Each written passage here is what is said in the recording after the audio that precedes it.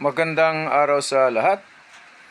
The YouTube channel of the Fraternal Order of Eagles, Limbas Law Corner is back to once again render public service in the field of law or itong aming pagbahagi ng kaunting kaalaman sa larangan ng batas para sa sambayanang Pilipino. Brought to you by the Limbas Marangal Eagles Club of the Eastern Rizal Region 2 sa pamamagitan ng inyong lingkod na isa ng mga abogado at isang propesor sa maraming law school sa ating bansa.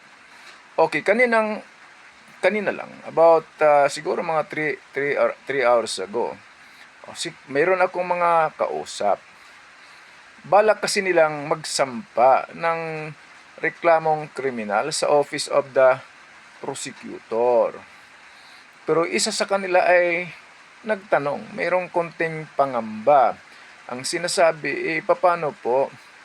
Kasi itong isa sa mga irereklamo namin, mayroong kapatid na di umano nagtatrabaho sa Regional Trial Court. Kaya ang tanong ko, sino ba yung nagtatrabaho sa Regional Trial Court? Siya ba'y hukom? Siya ba'y judge? O right hand ba? Or left hand ba siya ng judge? Ano bang influensyang meron siya para ma-influensyahan yung prosecutor sa pagsusuri o pag-aaral ng kaso? At kung sakaling maisampa ang criminal case sa Regional Trial Court, sino ba siya? Madidiktahan ba niya yung judge? Maaring pakiusapan po. Bakit? Mapakiusapan ba ang hukom na ang kasong malakas naman ang katibayan, balik na rin? Ganun ba yun? Sabi ko, huwag kayong mag-entertain agad ng ganung pangamba na merong kapatid kasi ito sa Regional Trial Court. No. You file the complaint before the Office of the Prosecutor.